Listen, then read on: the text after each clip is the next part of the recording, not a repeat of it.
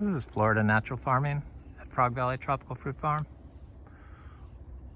I'm going to try to just talk about real estate, a biodynamic certified rare tropical fruit farm here in Vero Beach on 10 acres that I guess I'm trying to sell.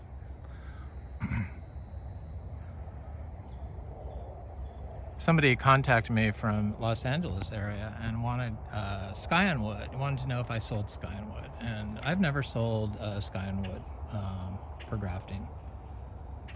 I sell fruit leaves and fruit and seeds.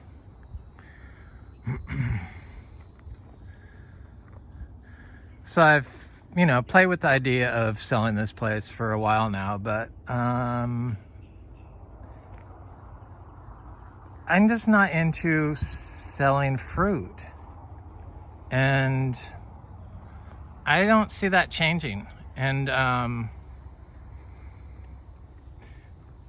people are starting to come by. They drive by and they see all the fruit, the sugar apples along the driveway or along the 12th Street out front here in Vero Beach, and they come in here, and I know they come in here because we have alarm.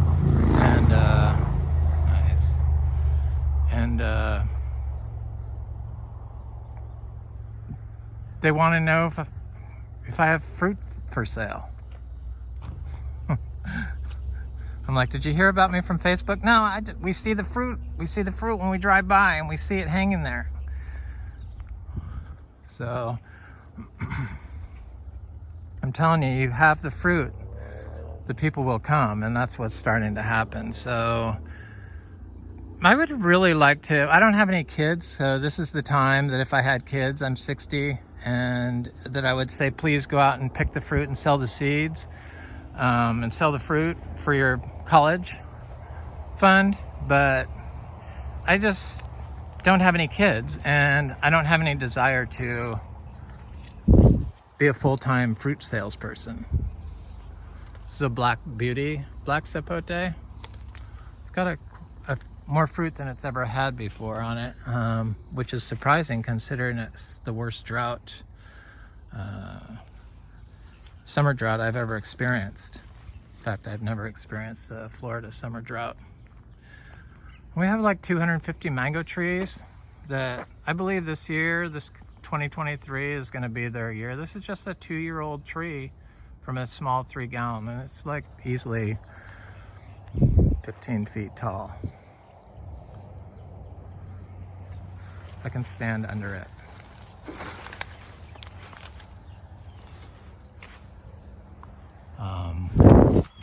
It's buttercream mango. Then we have like 200 mango trees. So yeah, when people come here and then they're like, I said, oh, you got to call me, make an appointment to buy the fruit. And so then they'll call and say, well, we see fruit when we're driving by. We can see it there now. You have it now. And I'm like, oh, okay, yeah, but it's also 3 o'clock in the afternoon, and I don't like to pick fruit at 3 o'clock in the afternoon. I pick it in the morning. So I will go pick it for you if that's what you require. So that's what I have to do. And I mean, could be worse. I could not have any fruit, but we have fruit here, and we have a lot of other. Then they want to know if I sell plants. No, I don't sell plants.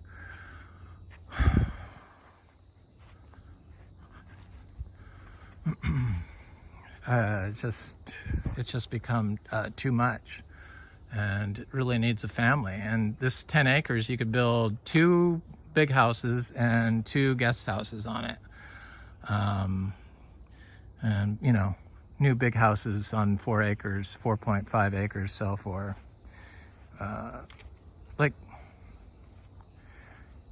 there's a recent comp, 2.7, 6300 block of 8th Street. So I think that 2.5 is a reasonable number, considering what's available. And since we're in basically the best agricultural section of all of Vero Beach, 12th Street between 58th and 66th Avenue. I don't think you can get a prettier spot in Vero Beach. And we have the old growth trees. something other people don't, something I looked for when I was looking for property. I spent 5 years looking for a property in Vero Beach that I liked, that I could afford. And this is the one. So we got all kinds of trees, and they don't require any maintenance. The only thing I do is mow this path. This white part is how this used to look. That's what happens when you mow in Florida. It exposes the white sand. That's what this all was. But we grew this cover out over it, and now it's like aggregated soil. And you could put in more paths here without destroying the system, mowed paths, but I like it like this. We fruit cacao here, seed grown cacao, dry farm cacao. We fruit achacha trees, we fruit Garcinia madruno trees, we fruit MB trees, we fruit Quaimuc trees. It's just, we fruit jackfruit, bananas. It's fruit year round, basically, at this point, which I love, but it's kind of extravagant, because this basically is my yard. It's a kind of an extravagant yard for 2 people, because a lot of it goes to waste. I collect the seeds. There's not a lot of interest in our organic seeds, which kind of is surprising. In fact, very little interest in it, in the seeds or the leaves.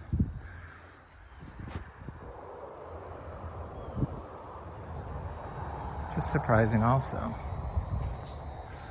I make tea out of the leaves.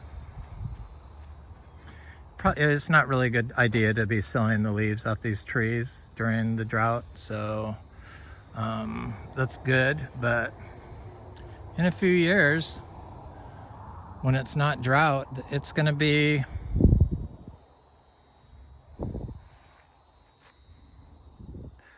pretty amazing. So I do all the biodynamic preps yearly, and I apply biodynamic compost. Now I just apply a tiny little bit of biodynamic compost, basically once a year on the whole property. But I do the biodynamic preps, the 500, the 501, but in the past I have collected roots from different nitrogen fixing clovers and other nitrogen fixing plants, and like roots from pine trees and oak trees and other native plants and pepper trees. And then I made a bokashi out of them and then fed them to black soldier flies in that bokashi, and then applied that input. So I've spent hours applying foliar sprays, hundreds and thousands of hours applying foliar sprays to the property at the beginning to get it to get the biology it needed. So it's basically a fungally dominant system. So we got thousands of mushrooms growing everywhere. I noticed under these gingers that there was so many fungi growing. And I was just amazed because it's so dry, and yet something is full of water as fungi, because you know how much water is in fungi, is prevalent in our orchard floor here. It's just stuff like that amazes me. And I don't think people pay enough attention to the fungi in the soil and the power of them. and what they do for natural systems. So here's a ginger, and you can see the mushrooms growing under there amongst the ginger.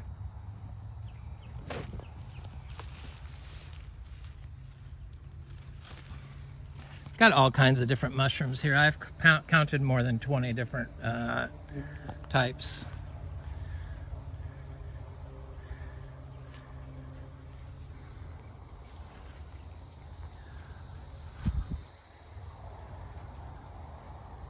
Got a lot of young cacao, you know, what they make chocolate out of, trees, all growing naturally.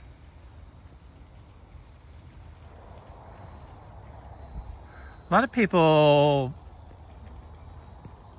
think they could replicate this, but I couldn't even replicate this myself, again, just because things are different now, and the seeds are not available.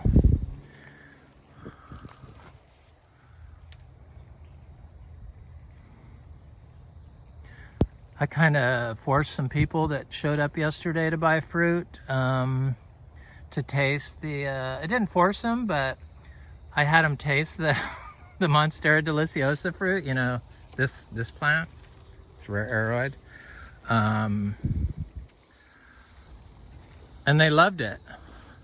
They loved it.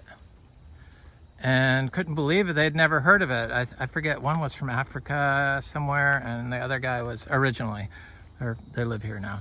And the other one was, I think he was from India, but I'm not sure.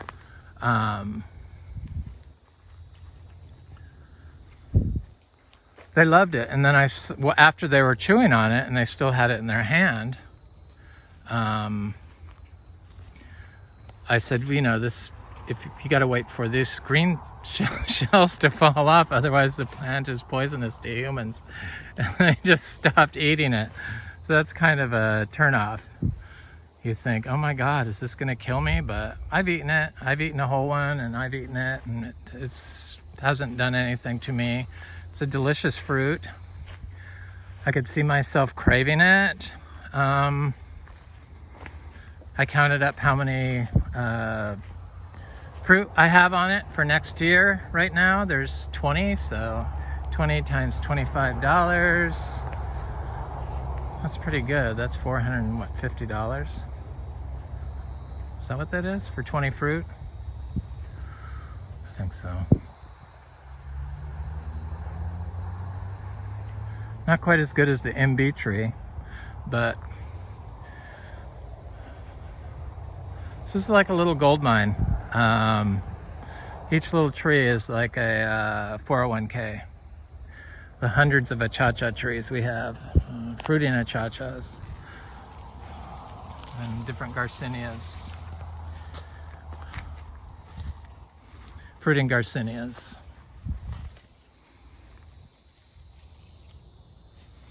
I don't think there's another farm like this. Probably $2.5 million is a cheap price for what it is. Something that you can't kill.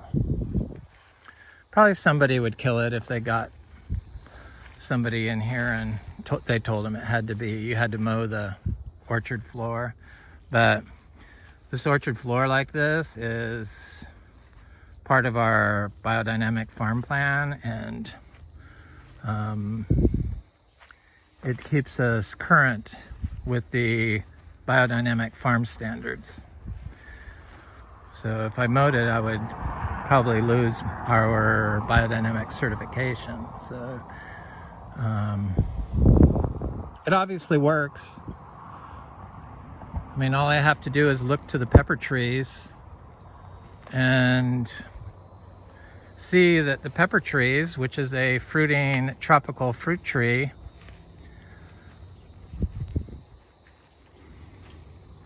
elsewhere, is an invasive species here, and it likes to grow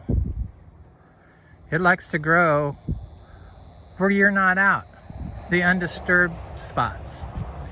So small amounts of animal manures applied daily, In our case, it's the zebu manure, 50 pounds a day. That's what that is. I clean the stalls, I dump it in a different spot every day.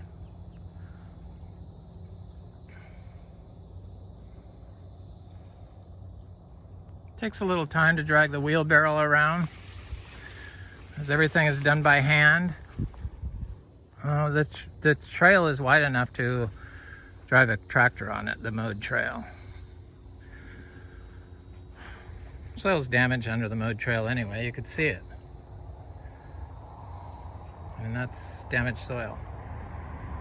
That's how it looks where it's mowed. That's how it looked when I moved here. That's why it was like impossible to grow anything in it. Wood chips would not do it.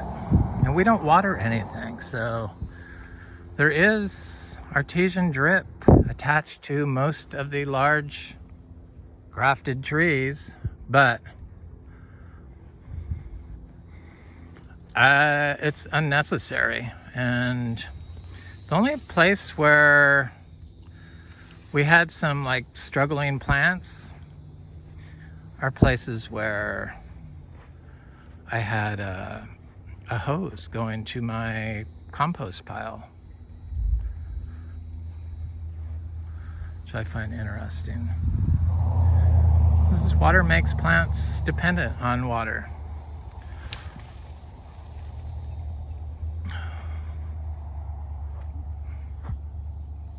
It's a fruiting jackfruit tree. It's a beautiful spot. I hate to sell it, but if I can find the right person that wants to carry on this vision and doesn't mind growing seeds and selling plants and harvesting hundreds of pounds of ginger, turmeric, and likes to sell, then that's the person, the family, I think, is what this place needs. It needs a family. My family is uninterested, my partner is uninterested, but he's interested in the cows. So we're gonna continue on if we sell this place. But here in Florida, I like Florida. I don't always like everything about it. Hopefully he won't get that job in San Diego, but we'll have a place in Florida still. Just never found a place that's so easy to turn into a paradise.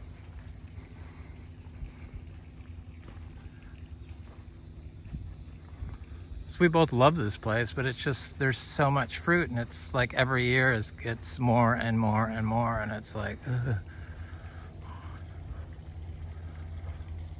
Such problems.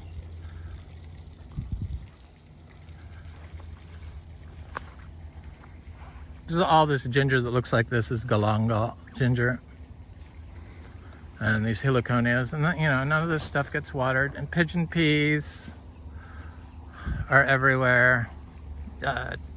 Sugar cane, katuk, citrus, lychees.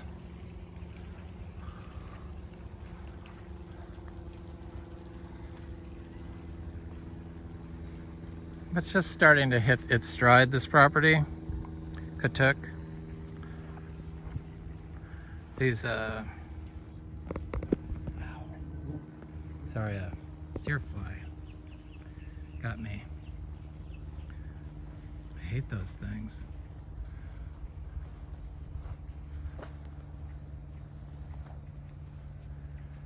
Cool seedling mangoes are doing good. So people like get concerned because you don't believe in chop and drop. I believe in all of the regenerative farming methods. I just don't like to disturb the soil, and I believe that carbon still connected to the tree can harvest water better than carbon sitting on top of the ground and put it in the soil. So I try to leave the carbon connected to the plant when I can, and just plant more plants. But I do chop and drop. There's some right there. I use that little Saker handheld saw from Amazon I got, or handheld chainsaw, and I whipped through this section like, I don't know, 10 minutes. All this stuff. I do it every year. I do it when I need to do it. Got 2 ponds and got about 4 acres in pasture. It's the pasture is getting wooded, but it works great for a little miniature zebu. And this is getting where the zebu can be turned out in it. We're getting to that point.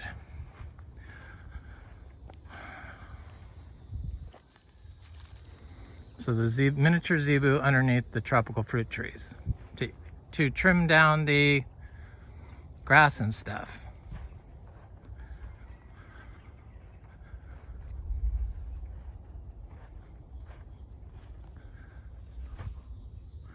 Fruit and cashew, and these are lychees, of course. I mean, it's just, there's just so much stuff here. It's just, man, look at this. So this is like mostly mangoes back here, but I have some cashews and some achachas and some other stuff I started planting back here. I'm gonna plant a bunch of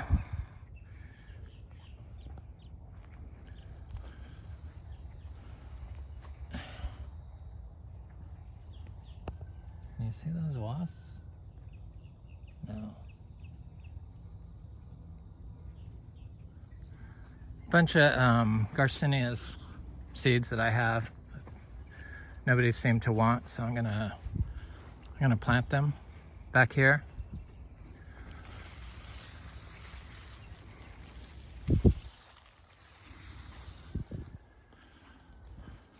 Yeah, the freeze kind of wreaked a havoc on some of our mangoes, like that one right there.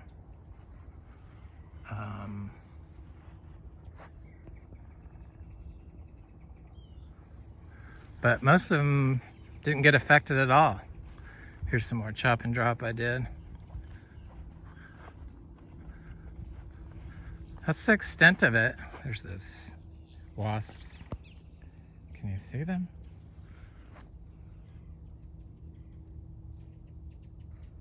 Yeah, finally.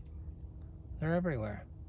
These are like predatory wasps that live in the ground of the undisturbed soil, the, stuff we don't walk on. I only go into the system to apply the biodynamic preps by foot and to pick fruit. That's it. The rest of the time, it's left alone, or to plant. I'm gonna plant some of my seeds through here.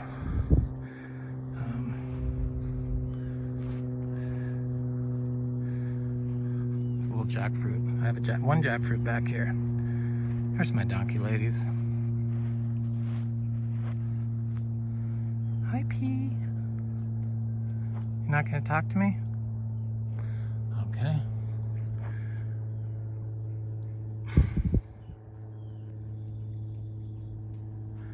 There's Kay.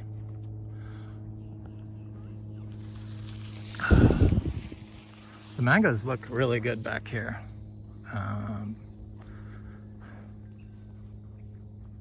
Hi, you guys.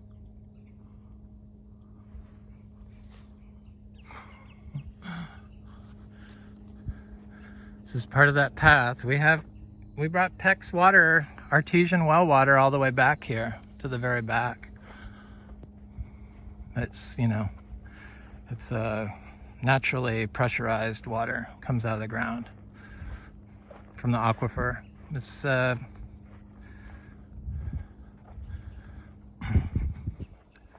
a very high pH.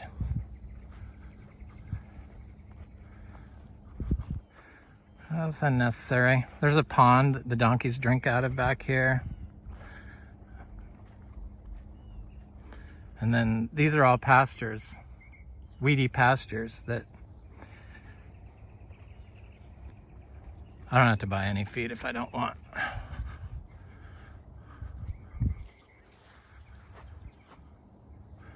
This area is getting so it's I could put the cows in here, but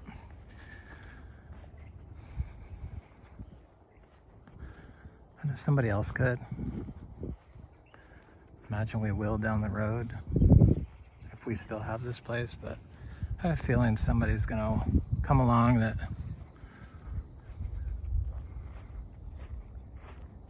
has the same values as me and likes the fact that they can walk out their door and find fresh, rare fruit pretty much year-round. It is year-round. And always have a plate of fruit in the house at this point. And have stuff to sell. These mangoes look so good.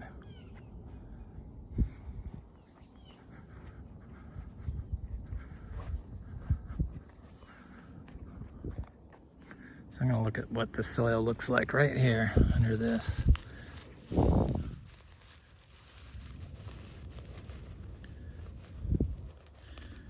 Okay, so this is the mowed part, and this is the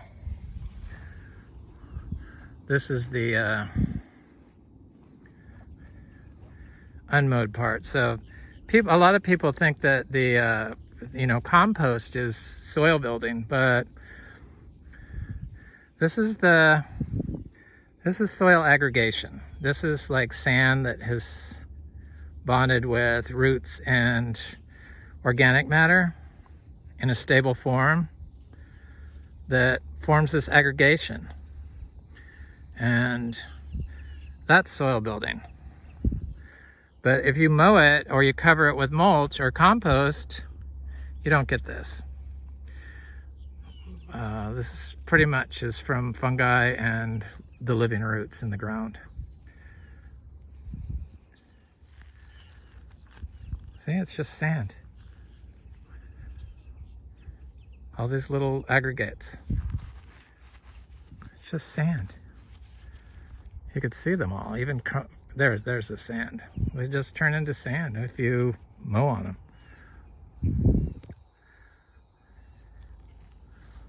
It's amazing. It's amazing that you could do this. Supposedly you couldn't do this on sand, but that's proof you can. So I've started planting some achachas and stuff through here, and where there's Caesar weed and stuff, and that's I'm going to continue on with the more Garcinias in there with these mangoes.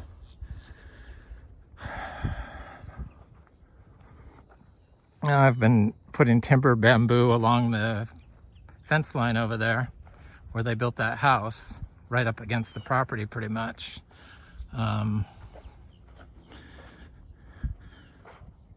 So I want to continue doing that. Would be nice. There was a cashew back here I found that got froze back, but it came back. Here it is. Only able to live out here without water because of the plants it's growing with. Its sisters, the Caesar weed, the grass. Otherwise it would die.